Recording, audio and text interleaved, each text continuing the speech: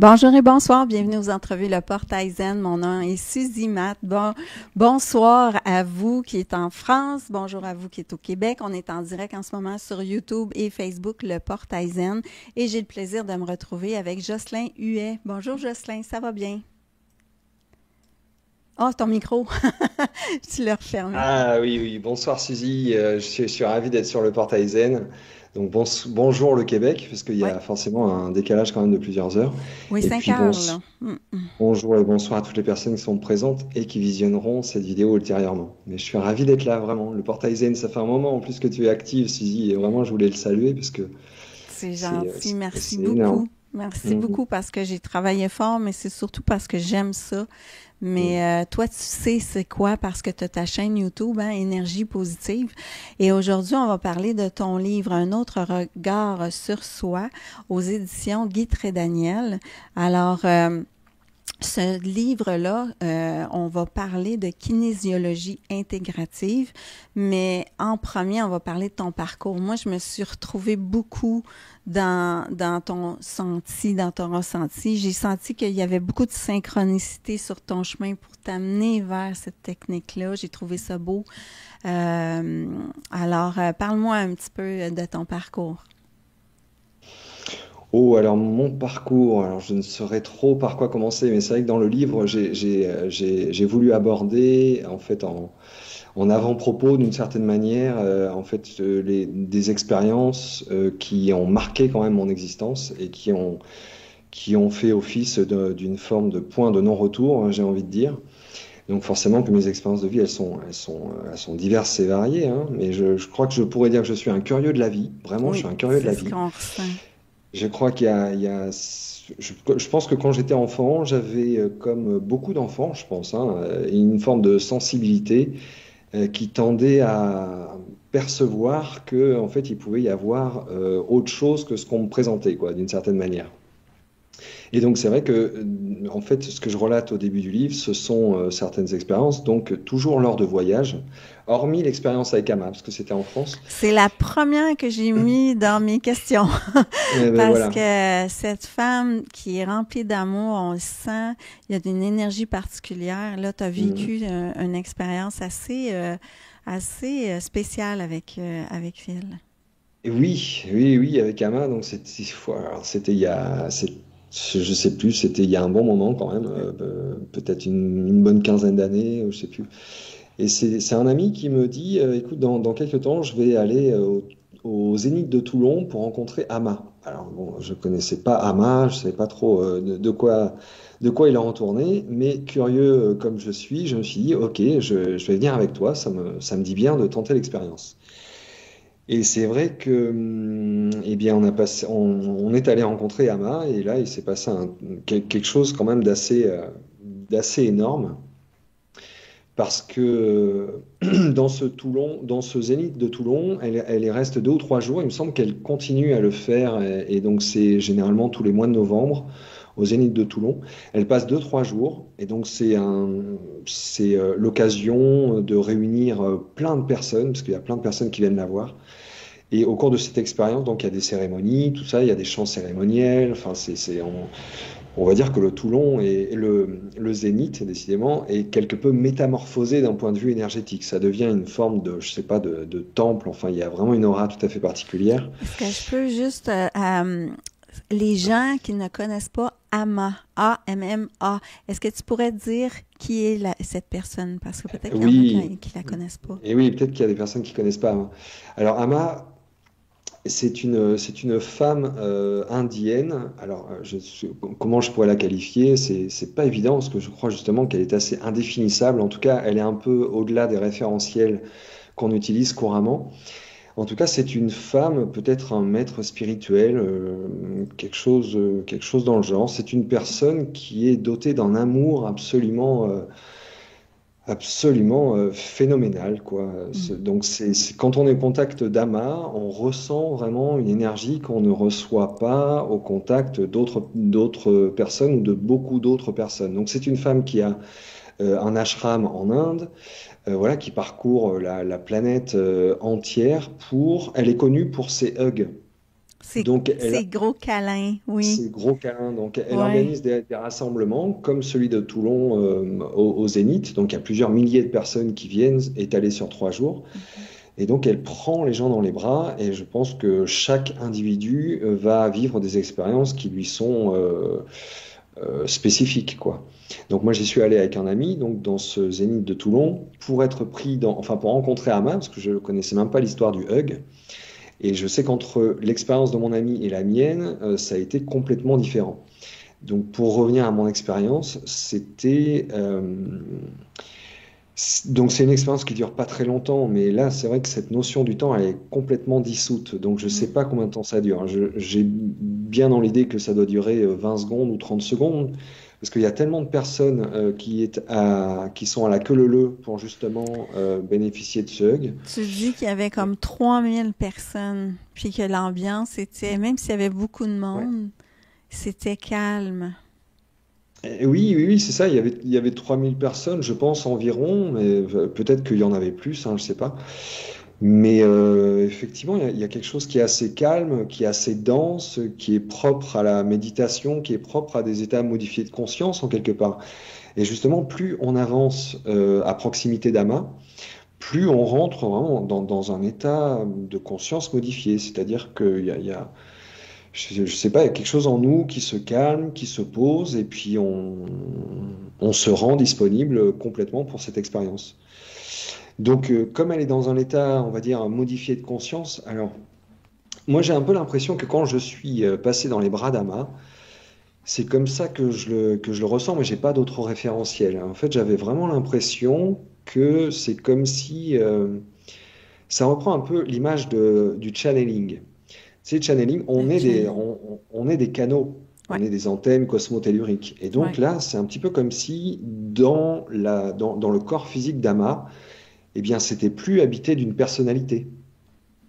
Tu vois, c'est comme s'il n'y avait plus d'ego, il y avait plus de, je sais pas, Était juste la conscience. de force. Oui, il y a Mm. juste la conscience, mais même dans son regard, quand on voit son regard, on se dit, mais c'est incroyable, j'ai jamais croisé un regard comme ça chez un humain habité de sa personnalité, quoi. Mm. Donc il y a quelque chose qui est assez quand même troublant. Et comme elle est dans cet état modifié de conscience, c'est comme ça que je qualifierais, on va dire que en quelque part elle gère rien. Mm. Donc il y a toute une organisation autour d'elle qui fait que nous sommes conduits jusqu'à elle, jusqu'à ses genoux. Il y a même des personnes qui changent le linge sur lequel notre tête va être appuyée parce qu'on nous Ah pose oui. la tête sur son épaule. Et puis là, donc dans l'expérience que j'ai vécue, qui était complètement hallucinante pour moi parce que j'avais pas vraiment de notion de ça, c'est que j'ai entendu ma mère au travers de la bouche d'Ama, quoi.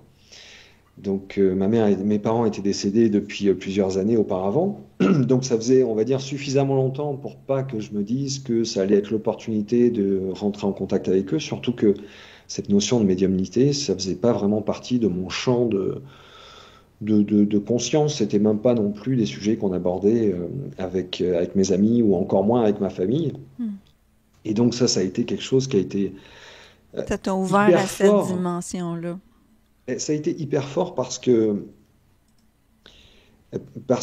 ça m'a. Je sais pas comment dire. Bon, après une expérience comme ça, il est très clair que pour moi maintenant, après la mort, c'est sûr qu'il y a une continuité, Mhm. puisque j'ai pu rentrer en contact avec ma mère et que j'ai bien reconnu en fait les signaux. Mais c'est justement à ce niveau-là que les signaux étaient intéressants parce que je m'intéresse énormément à l'inconscient, à ce qui va colorer et induire notre perception de la réalité. C'est vraiment un sujet qui me passionne. Ouais. Et donc là, ce que j'ai vu dans ce contact-là, c'est que, en fait, il y avait une forme d'évidence, mais qu'il y avait le mental qui était en train de patauger un peu dans la semoule, quoi. Ouais. C'est-à-dire que il y avait comme une forme de reconnaissance cellulaire. Et tu vois, Avec. avec la présence de ma mère dans ce corps de Hama, tu sens un peu toutes les cellules qui reconnaissent la cellule souche, quoi. Il y a comme l'information racine, celle d'où je viens, d'une certaine manière, qui est complètement reconnue. Mais le mental, il me disait, mais attends, mais qu'est-ce qui se passe en fait? Parce que physiquement, c'est pas ta mère, c'est Hama. Donc ça peut pas être ça. Enfin, tu vois, tout le processus mental qui a tendance à vouloir mettre à distance, en fait, une forme d'évidence cellulaire. Et qu'il n'y a pas Donc de c'est vrai que mots. ça a été. Il n'y a pas de mots. En fait, c'est vrai qu'il n'y a pas de mots. Même les quelques expériences que j'ai décrites dans le livre, en fait, j'ai eu beaucoup de mal à trouver un vocabulaire adapté parce que c'est toujours hyper réducteur. Mais c'est vrai que le terme d'évidence biologique, cellulaire, c'était quand même assez fou parce on sent, je sais pas, dans la verticalité que reprend le corps, dans la profondeur du souffle, de la respiration, il y a quelque chose qui se met vraiment à vibrer, quoi. Tu vois, c'est comme si chacune des cellules se mettait à vibrer, à pétiller, tu vois, à retrouver une forme de, je sais pas, d'excitation, quoi, de vie pleine et entière. Et donc, il y a le mental qui s'est dit, mais qu'est-ce qui s'est passé? OK. Et donc ça a été une expérience assez énorme parce que depuis, en fait, je me suis dit, bon, bah alors, effectivement, il y a quelque chose après la mort et qui peut interagir avec nous. Donc ça m'a amené, voilà, bon, dans des quêtes diverses et variées, quoi, à faire de l'hypnose spirituelle de régression, à faire de la bioénergie, enfin, plein de pratiques finalement qui m'ont permis de mettre des mots sur mes ressentis. Puisqu'en fait, je crois que je suis quelqu'un d'une certaine manière je vis des expériences et c'est après que je comprends le sens qu'elles peuvent avoir. Oui, tu dis que tu es, une personne hypersensible. Ça, tu le dis Oui, ça bien là, dans ton c'est. histoire avec Amma. Mais je Ouais. pense que c'est l'hypersensibilité, parce que moi aussi je suis comme ça, qui nous pousse, qui nous force à comprendre des choses qui sont tellement intenses pour nous. Tu sais, que ce soit la joie, que ce soit la peine, que des fois Oui. c'est difficile. Fait qu'on a besoin de quelque chose pour nous ramener dans un état qui est plus équilibré. Parce que c'est, tu sais, c'est ça. Si j'ai un conflit ou si j'avais un conflit avec quelqu'un, tout mon corps pouvait résonner pendant des semaines. Donc, il Et faut oui, oui, trouver oui, des pendant des moyens à ce semaines, oui. moment-là, Ouais. tu vois. Oui, oui, c'est ça, dans l'hypersensibilité, on peut avoir des ressentis qui sont très forts, des émotions très, très fortes et très puissantes. D'ailleurs, du coup, on est bien placé pour reconnaître la puissance des émotions, parce que c'est vraiment hyper puissant les émotions, et c'est justement ce sur quoi on va travailler majoritairement dans l'accompagnement avec la kinésiologie intégrative. OK. Mais c'est vrai que cette hypersensibilité, elle est un. Donc je parlais d'émotions, mais je parlais de ressenti aussi.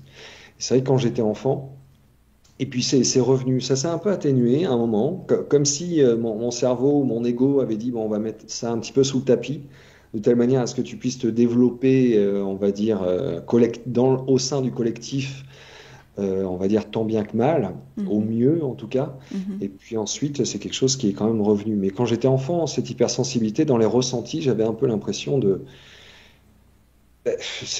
vivre pas une double réalité, mais je ressentais une forme de dissonance, tu sais, entre les comportements et ce que je ressentais au fond chez la personne. Et je pars du principe, bon, c'est pour des conventions mentales que je vois comme ça, mais je pars du principe qu'à l'intérieur de nous, déjà, on est multiples. Et effectivement, on a une âme, une dimension vraiment sensible, d'une certaine manière, comme une lumière. Et puis, on a une personnalité qui, elle, est davantage un peu en friction, parce qu'elle est soumise un peu à des blessures, etc., etc. Et quand j'étais enfant, je pense que c'était ça que je ressentais en fait. Je ressentais en quelque part l'amour des gens, donc de ma famille, etc. Et puis je sentais aussi quelque chose qui venait en quelque part empêcher cet amour de s'exprimer, tu vois, et Hmm, générer un peu des conflits relationnels, quoi. intéressant. Donc elle est aussi là dans Ouais. cette hypersensibilité, elle est un peu dans le ressenti, et je pense que c'est ça qui m'a amené à essayer de comprendre ce qui se passe dans l'inconscient, et donc par voie de conséquence dans l'invisible, quoi, hein, parce que l'inconscient, l'invisible, bon, c'est un petit peu pareil. Mais voilà, ça s'est traduit comme ça. OK. Euh, Ton expérience au Pérou, tu t'es rendu compte que la gratitude, ça change la vibration. Ouais. Ben oui, oui, oui, ce sont des. Alors, je les ai mises dans le livre, ces expériences-là, parce que c'est quand même difficile de ne pas y penser régulièrement, tellement c'était fort. Ah oui. Donc, c'est vrai que quand j'ai découvert le chamanisme sud-américain, donc en Amazonie, alors ça c'est pareil, c'était un sacré moment. Je pense que ces deux expériences devaient être espacées de peut-être 2 ans, donc c'était entre il y a 15 et 20 ans. Euh, eh bien, ce sont des expériences qui nous amènent à avoir justement une sensibilité hyper accrue, hyper aiguisée. Mhm. Donc, c'était une expérience vécue au travers de la médecine chamanique amazonienne. Donc, c'est la plante qu'on connaît beaucoup maintenant qui s'appelle l'ayahuasca. Mais c'était Et un lors de mélange avec la chacruna. chacruna, Ça, je ne ouais. savais pas parce que j'ai beaucoup entendu Mm. parler de la ayahuasca, mais le mélange des deux qui était vraiment infect à ce que tu Ouais, ouais, ouais, en oui, c'était parles. dégueulasse. Ouais, Mais je savais ouais. pas qu'il y avait un mélange des deux. Et C'était. oui, si, si, c'est le mélange des deux d'ailleurs qui crée en fait cette capacité comment dire, à solliciter un nettoyage plutôt profond des structures, donc physiques, émotionnelles, mentales et spirituelles, j'ai envie de dire, parce que c'est vraiment quelque chose hyper puissant, quoi. OK. Donc j'ai raconté dans le livre la toute première, c'était une forme de hasard. Bon, le hasard, on est bien d'accord que je n'y crois pas une seule seconde. Mm. Mais quand je suis allé au Pérou, alors l'idée c'était de me faire les 7 merveilles du monde. Et je me suis dit, tiens, ben, je vais commencer au Pérou. Tu vois, c'était presque un pile ou face, quoi. J'ai commencé au Pérou et puis j'ai rencontré une personne, voilà, lors du voyage, qui partageait sa chambre avec un chaman et qui m'avait raconté un petit peu ses expériences qu'il avait vécues justement lors de cérémonies. Donc, entre peur et curiosité, la curiosité a gagné, a remporté d'une certaine manière. Ouais. Et j'ai pu rencontrer ce chaman et puis vivre ma première cérémonie. Et c'est vrai que cette cérémonie-là, elle a été marquante. Alors, toutes les autres aussi, bien entendu, mais celle-ci a été quand même plus dans une forme de contact de la jouissance. Parce qu'il y a d'autres cérémonies après coup qui m'ont fait vraiment descendre dans des profondeurs qui était plutôt terrifiante, mais Ouais. cette expérience première, là, elle était quand même énorme, puisque effectivement, c'est là où j'ai joué avec la gratitude d'une certaine manière. C'est ça. Et en fait, je me suis aperçu, enfin, dans les ressentis, ce qui était incroyable, c'est que j'avais l'impression d'être moi, donc j'avais une individualité, mais je me sentais vraiment complètement relié à tout ce qui m'entourait. Tu vois, que ce soit la roche, que ce soit l'herbe, que ce soit le sol, une petite fleur, que ce soit un nuage, une goutte d'eau, parce que bon, il a plu un peu cette nuit de la cérémonie.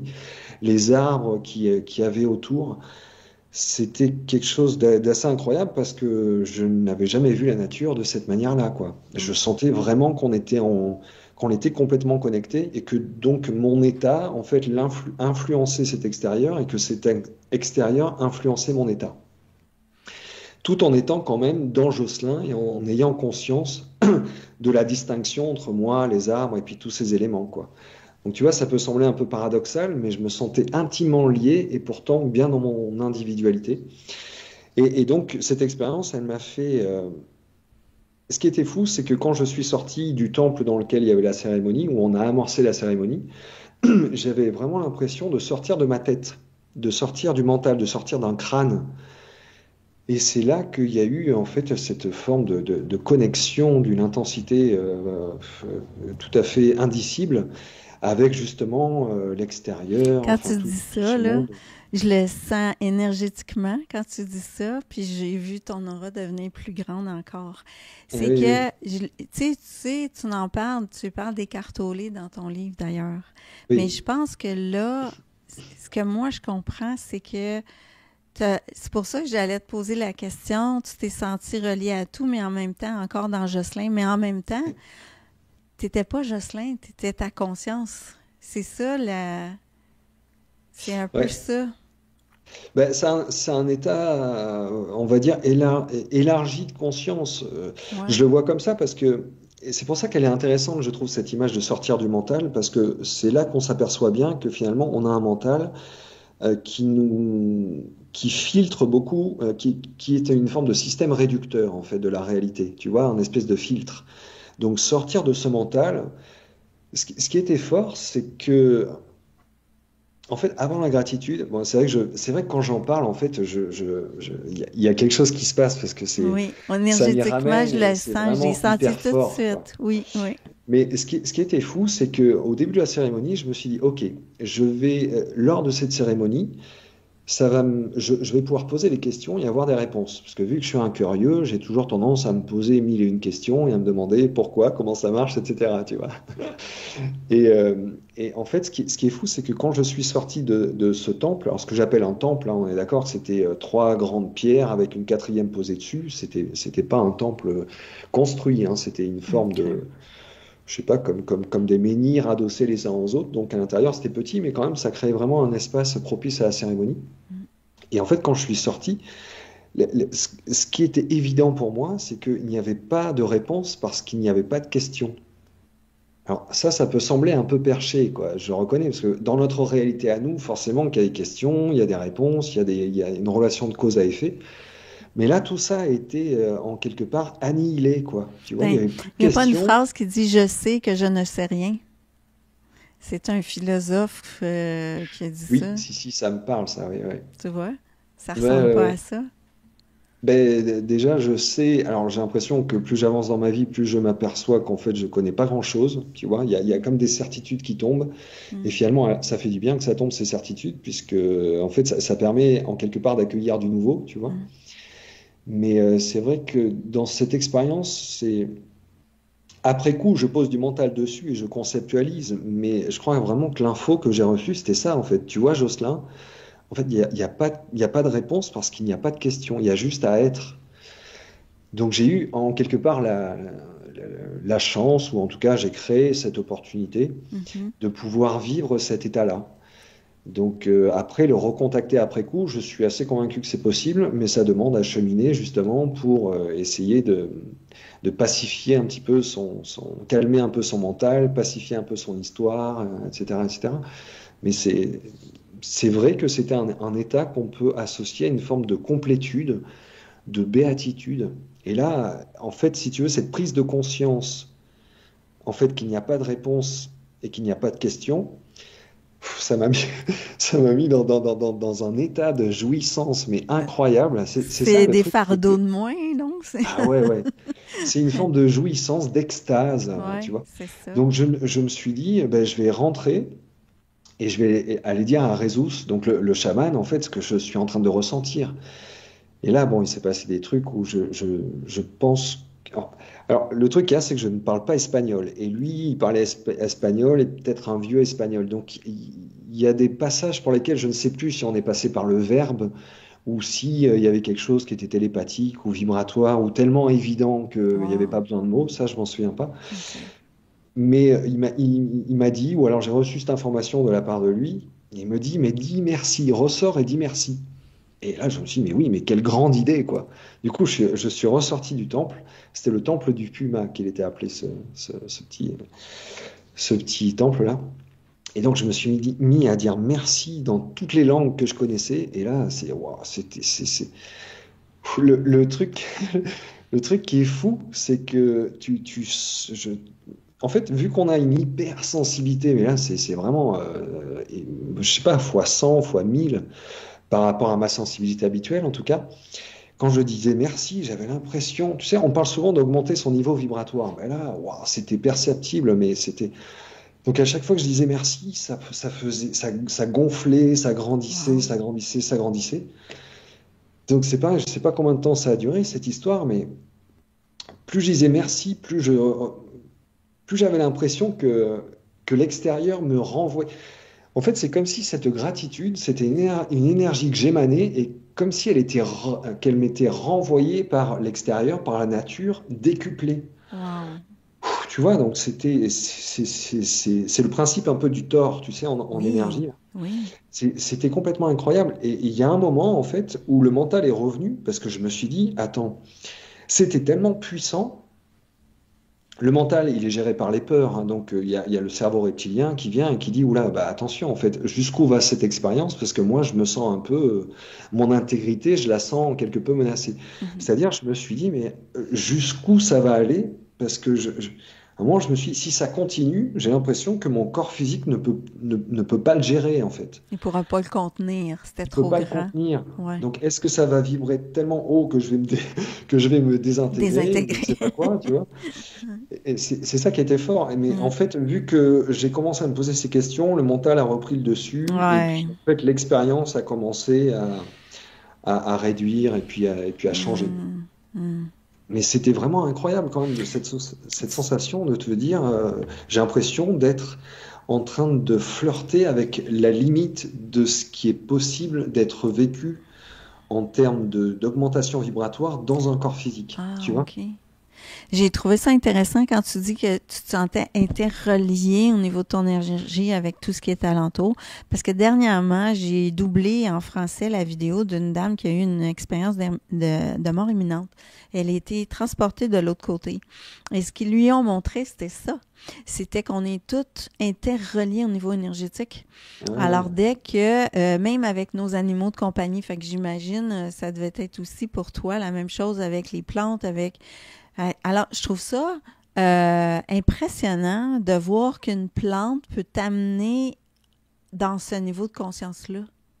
ouais. Tu sais, comment Ah ça oui, oui. peut faire ça? C'est fou, Ah ben oui, tu oui, vois? c'est sûr. Bah, déjà, je crois qu'on a tendance à minimiser, tu vois, la puissance de ce qui n'est pas humain, parce que bon, quand même, il faut bien dire que l'homme a développé une forme de suprématie par rapport à la nature, ce qui est, selon moi, une grosse connerie, quoi, hein, disons-le. Excuse-moi, Ouais, Suzy, ouais. Non, non, tu peux le pour ce dire. mot, mais C'est correct. pour ce mot, mais bon, les pierres sont puissantes, la roche est puissante. Enfin, on le voit bien en lithothérapie, hein, les résultats qu'on peut obtenir avec des cristaux, avec des pierres diverses et variées pour nous aider à rééquilibrer un chakra, par exemple. Les végétaux aussi, c'est super puissant. Et l'ayahuasca et la chakrona mélangées, donc ces cérémonies. Enfin, cette substance-là qui a été trouvée parmi je ne sais plus combien d'espèces qu'il y a en Amazonie, je crois que c'est 80 000 espèces qu'il y a en Amazonie. Donc la possibilité, alors c'est Jérémy Narby, hein, qui a écrit un livre qui s'appelle Le serpent cosmique. Donc, parce que forcément, après cette expérience, je me suis documenté, tu vois, je me suis dit, wow, Ouais. c'est quoi ce truc? Ça me Donc je dit suis quoi, tombé le sur un serpent film cosmique? Ouais.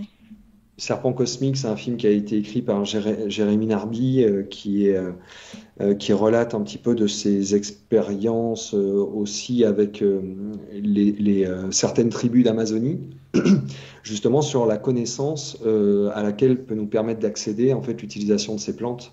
Et il disait que au milieu de 80 000 espèces qu'il y a en Amazonie, il y avait une chance sur 64 millions ou milliards ou 6 milliards 4 ou je sais plus, 80 000 fois 80 000 de chances de trouver en fait le mélange de ces deux plantes pour accéder à ce niveau de conscience. Ouais. Donc là, on voit bien quand même que il n'y a pas eu autant de tentatives de fait, mais c'est des chamans qui sont vraiment connectés à l'esprit de la forêt.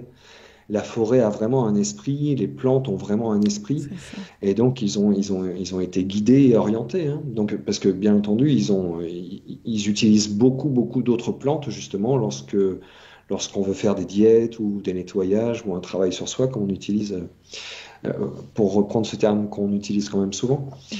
Mais ça, c'est vraiment une médecine qui est, qui est hyper puissante, quoi. Parce que j'ai rencontré des personnes là-bas qui venaient pour rompre avec des addictions, avec de l'anorexie, des boulimies, des frayeurs, des dépressions, voilà, enfin bon, plein de choses.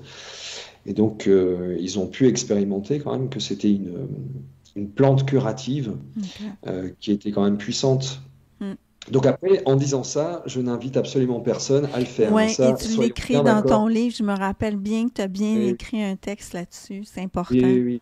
Oui, oui, c'est important de le souligner, parce que déjà, c'est pas autorisé en France, Mm. et puis je n'encourage pas à le faire. Moi, ça s'est placé sur mon chemin, et Mm. donc bah, j'ai validé l'expérience parce que je suis un curieux. L'année d'après, je suis revenu, et puis j'ai poursuivi par une bonne vingtaine de cérémonies sur un laps de temps assez court, justement, parce que je me suis dit que c'était une belle occasion, une belle expérience à vivre, justement, pour aller travailler un petit peu dans nos profondeurs, quoi. Mhm. Donc, Toi, expérience viable. tu as fait plusieurs. Ensuite de ça, là, tu t'es mis à. Bon, c'est sûr que tu as fait d'autres expériences dans des pays. Tu t'es mis à dévorer beaucoup les vidéos sur les EMI, la loi d'attraction, la physique quantique, la numérologie, la chimie, l'astrologie. Comme, qu'est-ce qui t'a amené à aller vers cette technique-là que toi, tu as développée, la kinésiologie intégrative? Et il faudrait que tu me décrives qu'est-ce que la kinésiologie en premier. Ouais. Ben, alors, la kinésiologie intégrative, c'est quelque chose que je développe. Alors, on pourrait peut-être le voir plus comme une méthode, Mhm.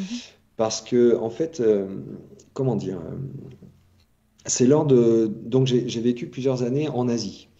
J'ai découvert l'énergétique. Enfin bon, ça fait un bail. Lors de mon premier voyage en Inde, je pense, j'ai pratiqué le yoga, la méditation, tout ça. C'était une première Ouais. approche de l'énergétique, on va dire. Des fois pendant 9 heures de temps Ouais, assis. ouais, T'as- ouais. Ouf! Et puis quand je suis allé en Chine, j'y suis allé pour pratiquer les arts martiaux chinois.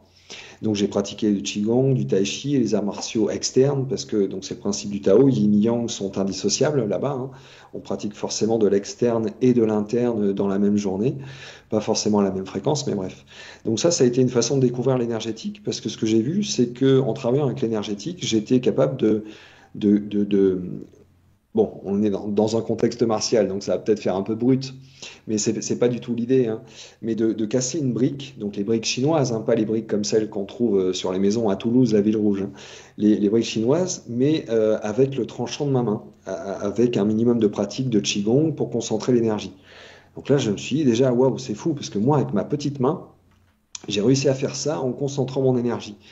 Et puis ensuite, au cours de cette année, au milieu des montagnes où j'ai pratiqué donc, les arts martiaux au contact de maîtres chinois, mais là c'était vraiment quotidien, hein, je vivais sur place, j'ai vu mon maître d'arts martiaux en fait guérir d'un abcès. En fait, le matin, il arrive avec un abcès, puis le soir, il l'avait plus du tout. Et lui, c'était quelqu'un qui pratiquait du Qigong. C'est-à-dire que dès que tu avais un problème, que tu n'avais pas le moral, que tu étais fatigué ou que tu étais malade, il te disait bois de l'eau chaude et fais du qigong. Donc on en a mangé du qigong, on va dire. Et là, c'était quand même assez incroyable de voir à quel point, avec l'énergie, on peut guérir. Et il y a aussi un autre truc qui était bluffant, c'est que je l'ai vu briser une plaque de marbre, donc épaisse, je pense comme ça, à peu près, avec deux doigts. Oui, j'ai Et vu là, dans. et là, tu te dis, mais attends, c'est un os et du marbre, logiquement, l'os ne tient pas. Donc, c'est forcément pas la structure physique qui compte le plus, c'était bien l'énergie. Donc là, je me suis dit, bon, il faut vraiment que je creuse ce truc de l'énergie. Ouais. Et donc, bah, j'ai creusé dans plein de directions. Et finalement, je me suis arrêté sur la kinésiologie parce que ce que j'ai trouvé super intéressant dans la kinésiologie, c'est que, en fait, c'est quelque chose qui dépasse le mental. Parce qu'on a un mental qui aime bien avoir raison. Tu vois? Donc, ce que j'ai trouvé génial en s'adressant au corps, c'est qu'on accède vraiment à la structure globale, conscient, subconscient, inconscient. Et donc, le mental, bah, il est un petit peu mis de côté, quoi, d'une certaine manière. Et donc, en s'adressant au corps, eh bien, on a accès vraiment à une source d'information absolument colossale, quoi. Mhm. Donc, de toutes les pratiques que j'ai faites, c'est celle qui a le plus retenu mon attention et ma sensibilité. En plus de ça, j'aime bien le contact. Je trouve que c'est quelque chose qui peut être un peu passif pour les personnes, même si ça l'est pas forcément complètement. Et puis, après, ça a été aussi placé sur ma route un peu par hasard, parce que c'était lors d'une formation qui ne s'appelait pas du tout comme ça, qui contenait pas dans son titre kinésiologie, que en fait, ça s'est révélé être l'outil principal. Mhm.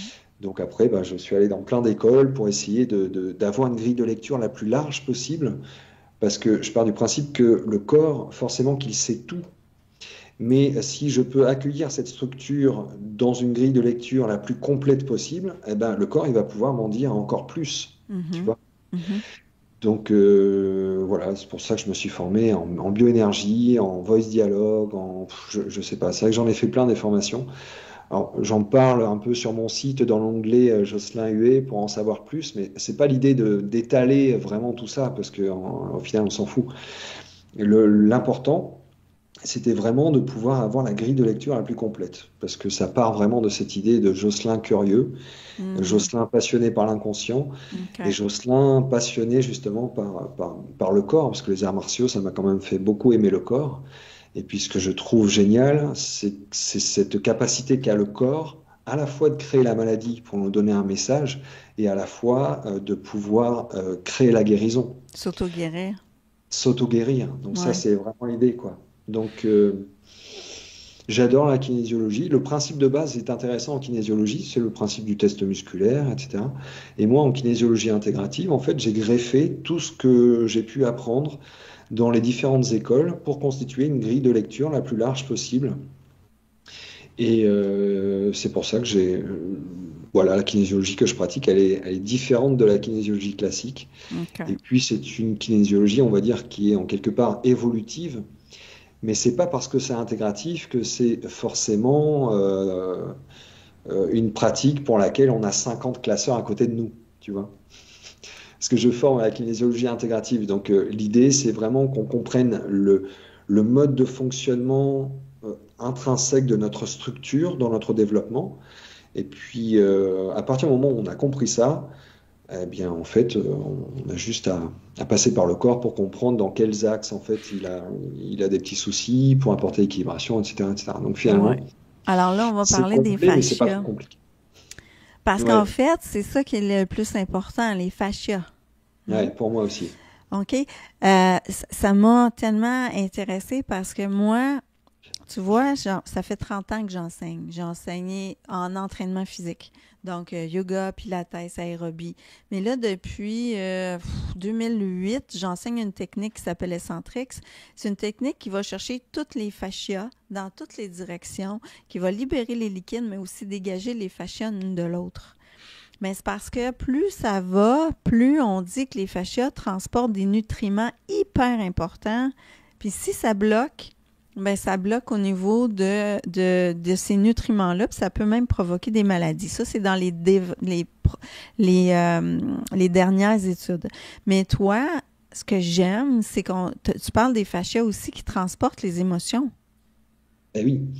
Mais en fait, c'est-à-dire que le truc qui est génial avec les fascias, Ouais. c'est que, ils sont en contact avec absolument tout dans notre corps. Donc, quand on va s'adresser au fascia, il est absolument au courant de tout ce qui se passe partout dans le corps. Tu vois, et c'est vrai que les fascias, ça fait quelques années que c'est. Bon, les fascias, il faut savoir que c'est ce tissu un peu gélatineux. Quand on le regarde au microscope, on a l'impression que c'est une toile d'araignée un peu grasse, quoi, Oui. gluante.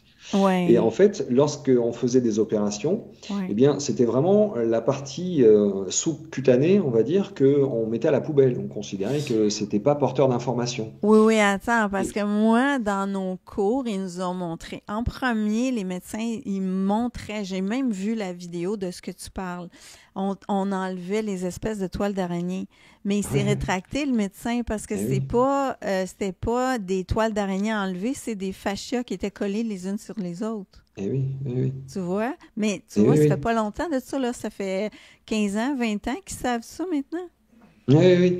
Oui, oui, c'est ça, c'est assez récent, hein. Du coup, maintenant, ce qu'on jetait à la poubelle il y a 15 ou 20 ans, enfin, je ne sais plus trop, maintenant, on le considère aussi important qu'un organe. Ah, tu vois. Et alors, et pas des moindres, vu qu'il est au courant de tout ce qui se passe dans le corps. Mhm. Donc, s'adresser au fascia, c'est s'adresser directement à la priorité de ce qui va gêner la personne sur le moment. Donc, moi, je m'adresse énormément au fascia. J'utilise toujours le test neuromusculaire aussi. Mais je m'intéresse au fascia vraiment en début de séance pour voir où est la difficulté que rencontre la personne en ce moment dans sa vie. Et puis ensuite, OK. Comment tu fais ça? Je suis curieuse. Disons qu'une personne te consulte. Un exemple qui serait peut-être comme assez clair de ce que tu fais. et oui, bah, finalement, c'est très simple. Moi, je vais le faire au niveau. Alors, Moi, j'ai opté pour que la personne soit toujours allongée sur une table de massage, parce que c'est confortable. Du coup, je mets la petite couverture, comme ça, elle se maintient à température. Enfin, disons, cette période où il fait encore un peu frais. Et puis, je travaille au niveau des chevilles. Tu vois, je fais des mouvements qui sont très souples au niveau des chevilles. Et puis, je regarde, en fait, de quel côté les fascias vont avoir le moins d'élasticité. Et à partir de là, bah, ça va ouvrir sur une grille de lecture. Donc, si c'est sur le côté gauche de la personne, ça va parler de son relationnel à elle, son relationnel à son histoire, ça va parler un peu de ce qui conditionne sa perception de la réalité aujourd'hui. Quand ça va être du côté droit, ça va être plutôt le relationnel à l'extérieur. Donc l'extérieur, ça peut être plein de choses, hein. Ça peut être un lieu, un contexte, tu vois, le travail, je sais pas, le couple, une personne, un homme, une femme, ou alors l'homme avec un grand H ou la femme avec un grand F. Tu vois, une valeur, une émotion, enfin, ça peut être plein de choses, cet extérieur. OK. Donc, à partir de là, moi, j'ai une grille de lecture parce que, en fait, l'idée, c'est de comprendre que nous sommes des êtres de relation. Tout est relation. Donc, on a des relations avec nous-mêmes, des relations avec nos émotions, des relations avec nos valeurs, des relations avec les peurs, des relations avec, je sais pas, avec des projets, avec notre père, notre mère, justement. C'est dans ce noyau-là qu'on va voir où est-ce qu'il a pu y avoir des stress qui se sont insérés et qui sont venus un peu gêner ou orienter, on va dire, certains schémas comportementaux Mhm. pour qu'on s'adapte au mieux dans notre famille. Parce qu'après, en fait, alors, je pars du principe qu'on arrive avec une essence psychique, c'est-à-dire que c'est comme si notre âme, finalement, elle avait déjà une forme de personnalité, des traits de caractère. Et on arrive dans une famille qu'on a choisie, hein, sur certains plans, il y a pas mal de choses qui sont choisies, au moins la famille, ça c'est quand même sûr, l'époque aussi, etc., etc. Mais on arrive avec cette forme d'élan, et comme on est basé sur un système de survie, c'est ce sur quoi tout repose en fait. Moi, je travaille sur le système de survie de telle manière à ce qu'il soit de moins en moins actif pour qu'on puisse vivre une vie en posant des choix davantage conscients et alignés sur nos valeurs. Ouais. Donc, en fait, l'idée, c'est que on est basé sur un système de survie. Donc, quand on arrive dans une famille, on hérite d'une partie de l'arbre généalogique de la mère, du père, on a des défis, des ressources, etc., etc. Mhm. Et donc, dans cette famille, en fait, on va avoir des élans spontanés, forcément, vu qu'on a une forme de trait de caractère ou des personnalités. Mais si dans notre perception, on a l'impression que ça ne plaît pas au père ou à la mère, eh bien, vu qu'on n'est pas du tout autonome et que notre plus grande préoccupation, c'est de survivre, on se dit, il ne faut pas que je ressente l'insécurité, donc je vais essayer une autre option, puis une autre option, puis une autre option. Et c'est comme ça, en fait, qu'on développe plein de schémas de comportementaux et que petit à petit, finalement, on se décale de notre vérité à nous. Mm. Et c'est pour ça que, en fait, quand on est adulte, même ça commence bien plus jeune, hein, le regard de l'autre compte beaucoup, puisque à la base, en fait, c'était par rapport à ce regard-là qu'on a fait en sorte de s'adapter pour ressentir le moins possible l'insécurité. Parce que si on est enfant et que papa et maman ils nous rejettent, on est J'ai... abandonné. Et Ouais. si on est abandonné et qu'on n'est pas autonome, eh ben, on va pas pouvoir se nourrir. Et si on peut pas se nourrir, ben, on meurt. Donc, on raisonne sur la peur fondamentale qui est la peur de mourir. J'ai aimé le passage où tu parlais de la fratrie, si on est né en premier, en deuxième, en troisième. Puis après ça, c'est le même schéma si on est quatrième, cinquième, sixième, Sixième, septième. ouais. Puis là, moi, mes parents viennent de grosses familles, hein. Ma mère, il était sept, puis mon père, il était... Non, attends, mon père, il était sept, ma mère, il était 11. Là, je me Et oui. rappelle pas où il était placé dans la fratrie. Mais moi, je suis née première. Et j'en parlais à mon conjoint qui est né premier aussi, puis tu sais, on s'est toujours dit à quel point on était des personnes responsables. Là, j'ai ri parce que, oui, parce qu'on s'est occupé de nos petits frères, de nos petites sœurs, c'était ça. Et oui, et oui, oui. Et Ça oui, fonctionne. c'est ça, oui, oui, ça fonctionne, hein. Le premier enfant de la fratrie, le premier enfant de la fratrie, oui, c'est celui qui va créer la famille. Donc c'est vrai qu'il va un peu chapeauter plein de choses, mais il a surtout cette responsabilité finalement d'avoir créé la famille. Donc c'est quand même pas rien, c'est un peu l'héritier d'une certaine manière. Tout ça, bien sûr, ça se véhicule de façon tout à fait inconsciente, Inconscient. hein. Mhm. Mais tu vois, cet après-midi, je discutais avec une personne, c'était pas dans le cadre d'une séance, mais je discutais avec une personne qui me racontait en fait comment pour lui la famille c'était vraiment super important de la maintenir cohérente etc etc. Et je lui dis mais vous seriez pas l'aîné? Il me dit si. Tu vois? Et c'est vrai que chez les aînés, on retrouve quand même ça beaucoup, quoi. La famille, c'est importante, la cohésion de la famille, donc le Mm, divorce peut être mal vécu, la mm. séparation, etc., etc. Même Et si donc, on est c'est intéressant. premier-né, par contre, si on est premier-né, mais on n'a pas de frères et sœurs, parce que moi, ma fille, j'ai juste eu une fille, j'ai pas senti qu'elle était aussi, euh, elle est responsable, mais pas autant que nous, on était matures jeunes, tu vois? Hmm. Oui, oui, oui. Bon après il y a bon, ça c'est quand même quelque chose qui se répète encore aujourd'hui et qui est encore vrai. Mais il faut bien comprendre quand même Mm. que dans les nouvelles générations, Ouais, il y a quand, c'est ils sont vrai. quand même en train de faire un tri, tu vois, dans ces mémoires familiales et dans ces systèmes de fonctionnement. Donc il y a peut-être des choses C'est qui peuvent vrai. s'alléger, quoi, hein. C'est vrai. Mais c'est vrai que bon, quand on est enfant unique, si on n'a pas eu à s'occuper Mm, des petits frères, il peut y avoir cet espace de non-responsabilité. Mais mm.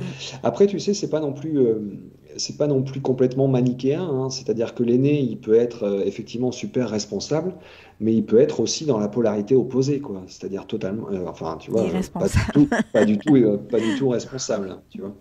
Mais il y a Mais quand c'est même intéressant, cette ce bout-là. relation à la responsabilité qui est Mhm, présente. Donc en mhm. pro ou anti, hein, mais Ouais, il y a quelque ouais. chose qui se joue vraiment. Fait que toi, dans ton livre, tu reprends un peu ces schémas-là pour montrer aux gens d'où on part, qu'est-ce qui se passe dans notre enfance pour qu'on soit la personne qu'on est aujourd'hui. C'est ça, hein? Mais oui, oui, oui, oui. Oui, oui, c'est ça. Parce qu'en fait, je pense que c'est super. Je pense que c'est super important de comprendre en fait tout ce qui peut se jouer dans notre construction. Mhm. Parce qu'en fait, c'est dans la façon dont on s'est construit et dont on n'a plus conscience aujourd'hui, ben en fait, qu'il y a plein de clés de résolution, quoi, d'une certaine manière. Et tu Mhm. vois, parce que quand au cabinet, moi, je reçois des personnes qui ont bah, à peu près tous les âges, hein, finalement. Mais tu vois, 60, 70 ans, 80, 40, 30, il y a à peu près tous les âges. En fait, ça nous ramène toujours, tu vois, dans ce qu'ils ont du mal à vivre en ce moment, Mhm. dans un relationnel, en quelque part, avec le père ou avec la mère ou avec la famille ou avec la place dans la fratrie, en Mhm. fait, qui a fait qu'ils se sont un peu désaxés, quoi. Ils se sont tordus d'une certaine manière. J'ai une amie qui utilise cette expression, se tordre. Et en fait, c'est vrai qu'on perd un peu son axe, on perd un peu ses valeurs. Mais ça fait tellement longtemps qu'on a dévié que, tu vois, il y a un moment, en fait, on croit complètement en cette histoire, mais on sent Ouais, bien intérieurement qu'il y a quelque chose qui a envie de qui revenir ici, quoi, cloche. tu vois. Ouais. Et je crois que c'est quand même quelque chose d'assez général. Donc, quand la personne va te voir, qu'est-ce qu'elle ressent durant ta séance, puis après? Alors, ben, tu sais, ça va dépendre des sensibilités, hein. Mm. Il y a des personnes qui ont une sensibilité, qui sentent que, ben, en fait, ça se dénoue dans tel ou tel espace du corps, hein, soit au niveau des chakras, soit des fois au niveau organique, hein, purement. Tu sais, des fois, on entend l'intestin qui recircule ou l'estomac qui se met à nouveau à malaxer, quoi. Tu vois, Ouais, il y a des choses ouais. comme ça. Après, ben, il y a des personnes qui peuvent ne pas vraiment ressentir des choses pendant la séance. Mais c'est pas ce sur quoi moi je porte mon attention en fait, parce que c'est pas parce qu'on ressent rien qu'il se passe rien déjà. Alors ça c'est quand même super important.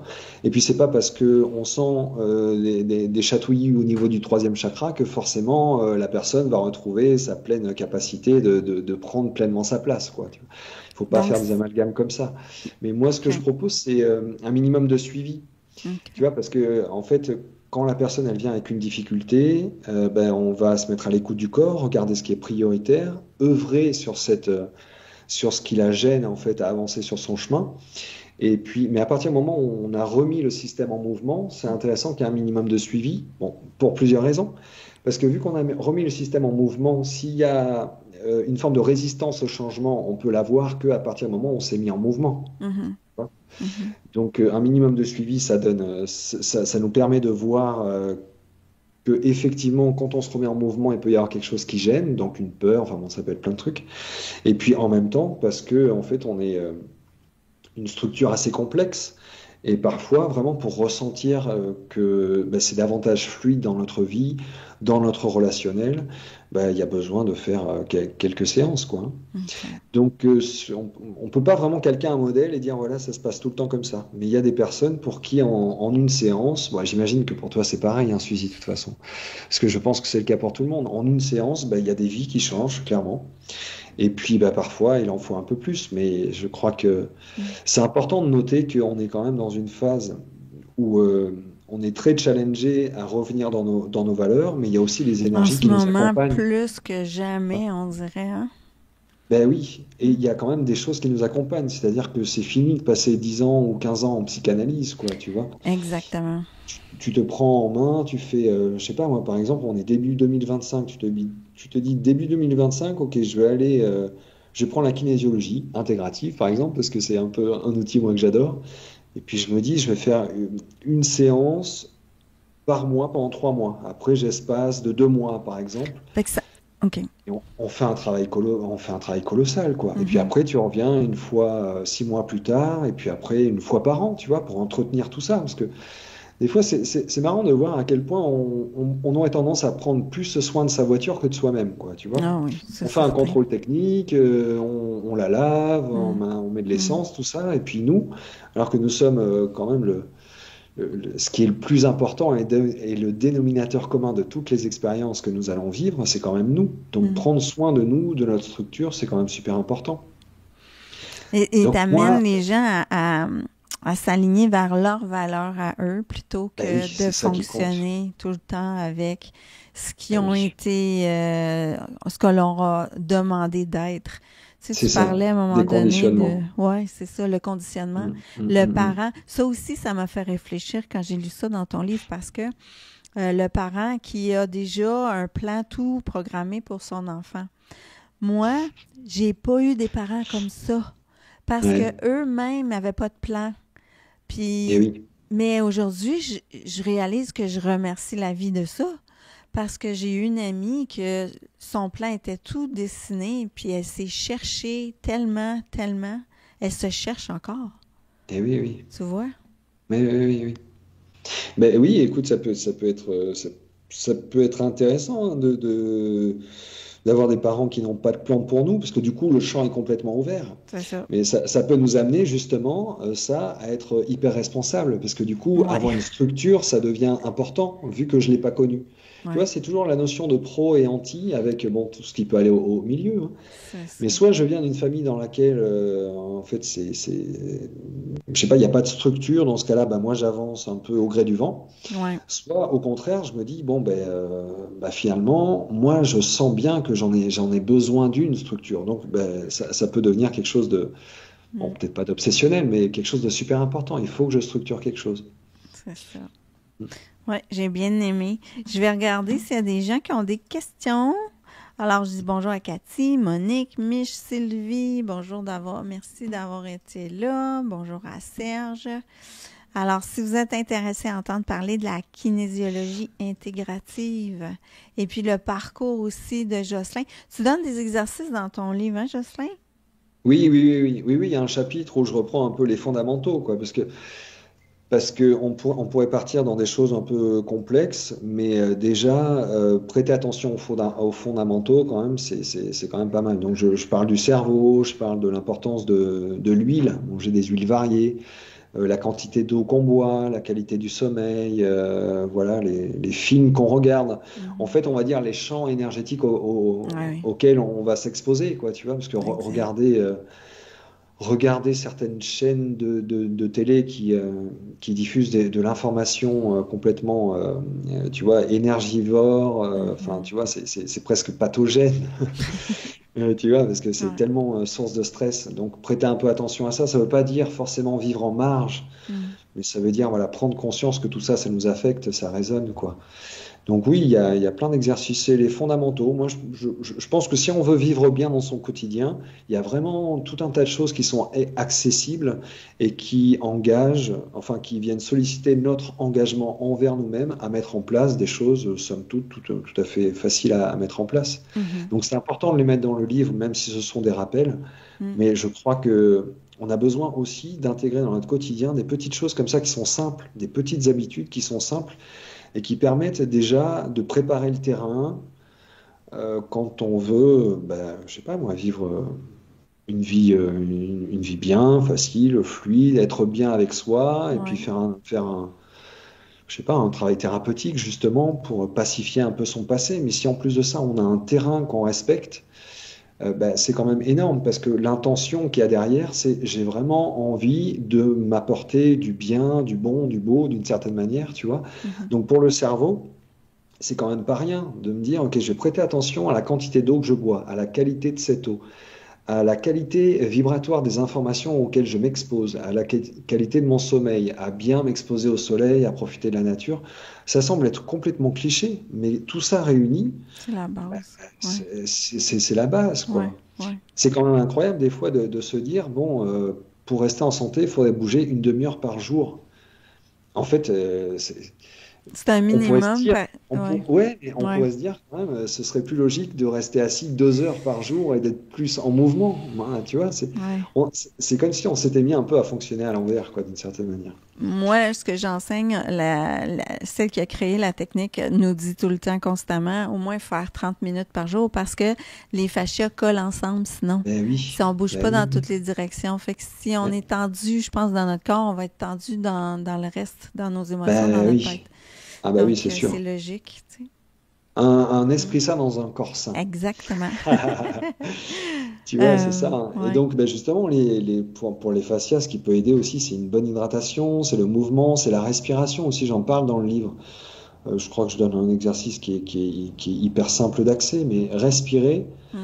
respirer, c'est quand même le prana, c'est pas rien. Hein. On a vraiment besoin de bien de respirer en conscience. Mm.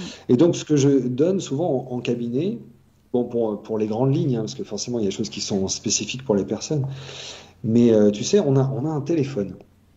Je crois qu'aujourd'hui, tout le monde a un téléphone, et puis bien souvent, il sonne pour des choses qui ne sont pas d'une utilité primordiale. Je crois qu'on est d'accord là-dessus. Donc, ce que j'invite à faire, moi, c'est à se faire des rappels tous les jours, toutes les 2 heures, pourquoi pas, où il y a un pop-up, enfin, comment on dit, une notification Ouais. qui vient dire ok, Jocelyn, souviens-toi de respirer. Prends 5 minutes et respire. Arrête tout, respire. Tu vois? Et là, tu dis ah oui, ça, c'est une notification intéressante. Tu dis ok. Ouais. C'est... Ah, c'est vrai que j'étais en train de respirer que par le haut du corps, donc je Mm. vais, je vais redescendre un petit peu dans le ventre, reporter Mm. mon attention dans le bassin, tu vois, Mhm. refaire circuler l'énergie, ressentir tout ça, etc. Mm. Donc il y a des choses vraiment toutes simples qu'on pourrait insérer dans notre quotidien en tant que nouvelle habitude pour nous accompagner sur notre chemin du bien-être, quoi. Hein, parce que, Mm. on a tous envie de vivre bien, d'être bien avec les autres, d'être bien envers soi, tu Ouais. vois. Donc ça peut commencer par des choses aussi simples que ça, quoi. Jocelyn, est-ce que tu donnes toi, tu donnes des formations, j'imagine, sur ta technique? Hein? Oui, oui, oui, oui, oui, sur la kinésiologie intégrative, je donne une formation. Donc la session elle commence au mois de septembre. C'est sur 10 modules, donc de septembre à juin. Est-ce que tu l'as en ligne ou c'est en présentiel? Alors, c'est en présentiel et ça va être en ligne aussi, parce qu'il y OK. a, il y a des personnes qui me contactent Si d'un au peu loin. Québec, les gens voudraient faire ta formation.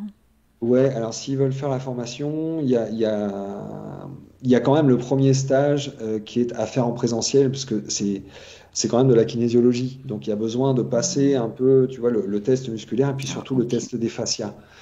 Donc, bon, voilà, pour l'instant, pour le faire en ligne complètement, il y a juste ce passage que j'ai pas encore vraiment Mhm. trouvé comment le faire à distance, mais je pense que ce sera quand même possible et faisable. Hein. Donc, elle Mhm. va exister en ligne à partir de septembre OK. et puis en présentiel. Et donc, il y a toutes les dates sur mon site internet. Hein. Il Je y a vais tout toutes les mettre en dessous de la vidéo. Est-ce qu'il y a ouais, une dernière petite chose que informations. tu veux dire avant qu'on termine? Oui, je voudrais dire déjà que c'est passé super Ça passe vite. vite, hein? Ça fait une C'était heure hyper qu'on agréable parle. d'être avec toi, Suzy. Vraiment, c'est super chouette, quoi. Donc j'étais ravi d'être en direct en duplex avec le Québec, hein, vraiment, parce que c'est Merci. c'est du live, ça me touche. Non. Qu'est-ce que je pourrais dire de plus?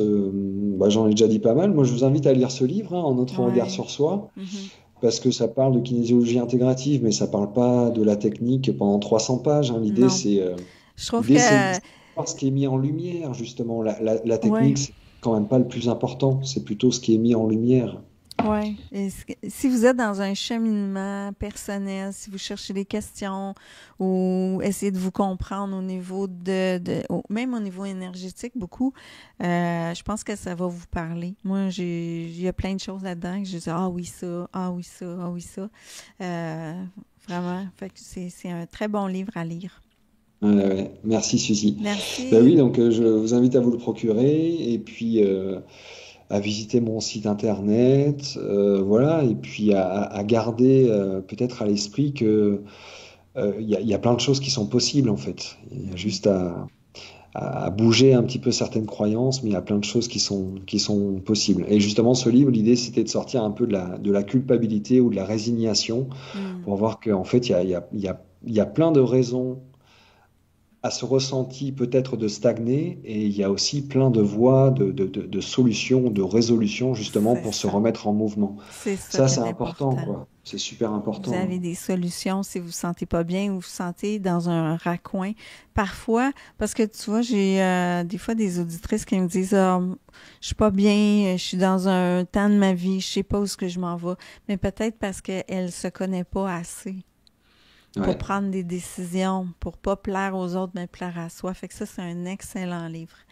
Merci Mm. beaucoup, beaucoup, beaucoup, Jocelyn. Je vous Ben, souhaite à tous une merci, belle fin de Suzy. journée, une belle soirée. Et puis, on se retrouve la semaine prochaine.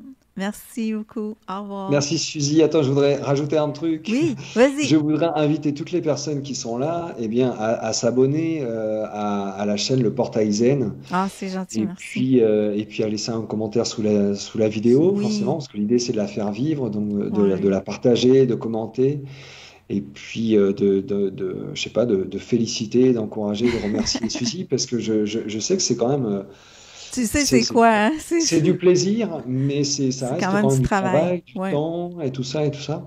Donc moi exact. je trouve que c'est quand même fabuleux, et puis je te souhaite à toi et à la chaîne, donc un très agréable 10e anniversaire de Le Portail Zen. Merci beaucoup. Merci. En fait, on Merci va à toi. célébrer notre 10 ans, là, ce serait octobre à peu près. Le vrai 10 ans officiel. Fait que je sais pas ce que Hmm. je vais faire. Je vais peut-être faire quelque chose. Ah ben oui, ce serait bien. Merci.